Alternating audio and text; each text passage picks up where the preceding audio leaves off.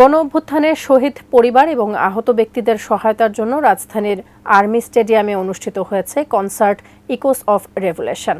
২১ December বিকেল ৪টার দিকে band সিলসিলার qawwali গানের মাধ্যমে কনসার্টটি শুরু হয়। শেষ হয় পাকিস্তানের খ্যাতিমান শিল্পী রাহাত ফতে আলী খানের গান পরিবেশনের মধ্য দিয়ে। কনসার্টে ছিল সংক্ষিপ্ত আলোচনা সভাও।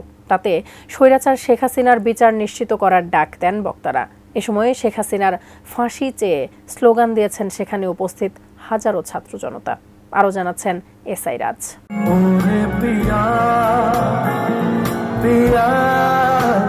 রাজধানীর আর্মি স্টেডিয়ামে মঞ্চ মাতিয়েছেন উপমহাদেশের কিংবদন্তি সঙ্গীত শিল্পী রাহাত ফতে আলী খান। ২১ ডিসেম্বর রাত ৯টা ৫০ গায়ে নকশা পাঞ্জাবি পরে তিনি মঞ্চে ওঠেন।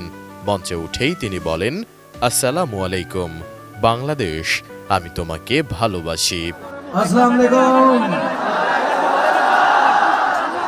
বাংলাদেশ, আমি তোমাকে ভালোবাসি।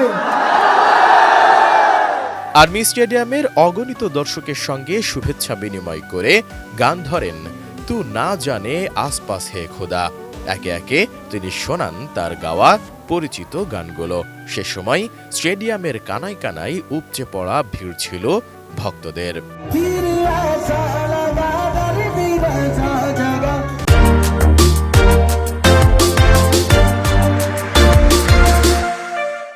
যৌথভাবে এই কনসার্টের আয়োজন করে স্পিরিটস অব জুলাই প্ল্যাটফর্ম ও স্কাই ট্রাকার লিমিটেড।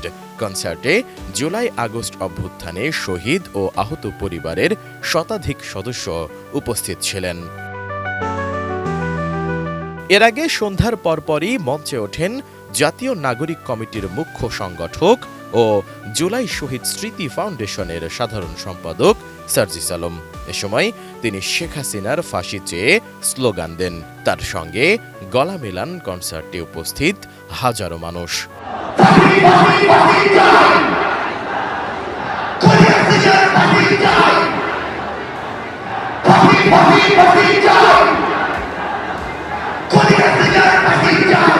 এছাড়া সেখানে সংক্ষিপ্ত আলোচনায় বক্তব্য রাখেন জুলাই গণ অভ্যুত্থানে হাত হারানো গাজী আতিক, শহীদ মীর মুগ্ধের ভাই মীর স্নিগ্ধ ও শহীদ আনাফ ফায়াজের মা।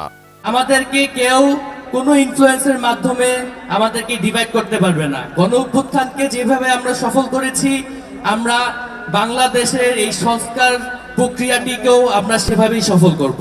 এই ফ্যাসিস্ট খুনি হাসিনাকে যে কোনো বিনামূল্যে হোক দেশের মাটিতে এনে লাখো লাখো জনতার মাঝখানে ফাঁসির দড়িতে ঝুলিয়ে হত্যাকাণ্ড দেওয়ার জন্য এই অভ্যুত্থান আমাদের শিখিয়ে দিয়ে গিয়েছে, এই বাংলাদেশ থেকে পূর্বের এবং আগামী যে কোনো ফ্যাসিস্টকে যদি আমরা তাড়াতে চাই কিংবা যে কোনো ফ্যাসিস্টের উত্থান যদি ঠেকাতে চাই, আমাদের ঐক্যবদ্ধ হওয়ার বিকল্প নেই।